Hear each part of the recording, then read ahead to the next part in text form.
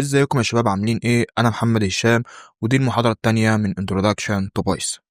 محاضرة النهاردة موضوعها بيتكلم عن Arithmetic Operators، العمليات الحسابية.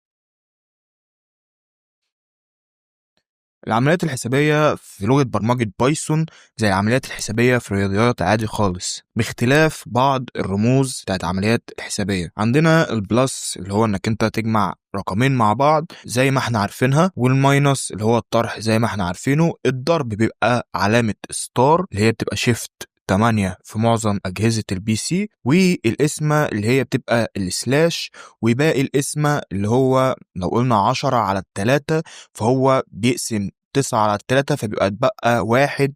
دوت الناتج بتاعنا بيبقى بعلامة في المية، وبعد كده الأس بنعمله بدبل ستار.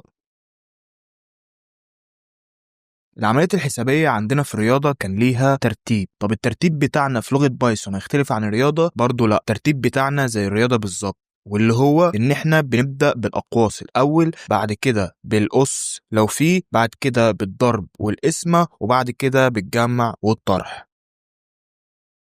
عندنا اكزامبل زي ما انتم شايفين كده، هو بيقول لنا 5+3 في 2. فاحنا هنمشي الاوبريتور ديت ازاي؟ بنقول 3 في 2 ب6 زائد الخمسة ب11. طيب هنا راح جايب لنا قوس، فاحنا لازم نفك القوس الاول علشان نقدر نعمل العملية الحسابية بعد كده.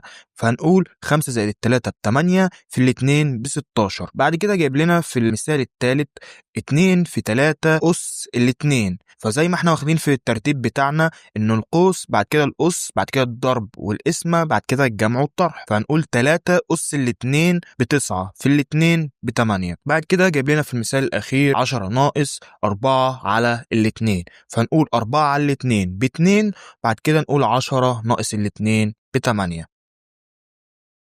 اكزامبل كمان ودوت نبدأ نعمله على البرنامج. بعد ما دخلنا على البرنامج نبدأ نكتب المثال بتاعنا ونفهمه خطوة خطوة. أول حاجة هو مديك variable باسم x وحاجز فيها رقم 5، فأصبح في المعادلة اللي تحت إن هو هيقرأ الx ديت ب5، فأصبح الواي 5+5 ب10.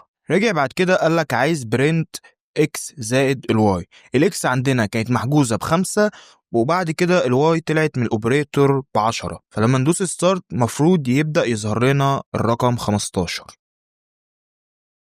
نخش بعد كده على اكزامبل تاني ومدينا x equal 10، بعد كده مدينا اوبريتور بيقول لك u بيساوي x على الاتنين، بعد كده مدينا اوبريتور تاني z equal y باور 2، بعد كده مدينا برنت اوبريتور تالتة خالص. اللي المفروض هيمشي في الاكزامبل دوت هنا الاكس ب10، فهيقرا الاكس اللي تحت ديت ب10، فتبقى 10 على الاتنين بيساوي الخمسة اللي هي الواي، بعد كده الخمسة أس 2 ب25 اللي هي z، بعد كده برنت 25 ناقص 10 زائد الخمسة، وعشان هنا في قوس فهنقول 10 زائد الخمسة الأول ب15، بعد كده 25 ناقص 15 ب10.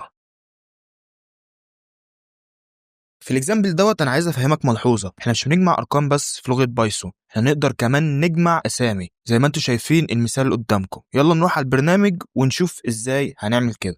بعد ما جينا على البرنامج نبدأ نكتب الكود بتاعنا ونفصصه واحدة واحدة. أول حاجة أنا اديته variable باسم first name وسميته باسم محمد، بعد كده اديته variable تاني باسم second name وسميته هشام، بعد كده اديته print first name double question بعد كده second name. هنا السبيس اللي ما بين الدبل كويشن بتفرق معانا في الكلمة، يعني لو خليناها كده فمش هيبقى فيه فيصل ما بين محمد وهشام. زي ما انتوا شايفين كده هتلاقوا محمد هشام ولازقين في بعض، فلما نبدأ نكتب ما بين الدبل كويشن ديت فاصلة او فاصلتين او 3 فبيبدأ يعمل لنا الفاصلة بتاعتنا زي ما انتوا شايفين، عامل لنا سبيس 3 سبيس زي ما عملنا في الكود بتاعنا.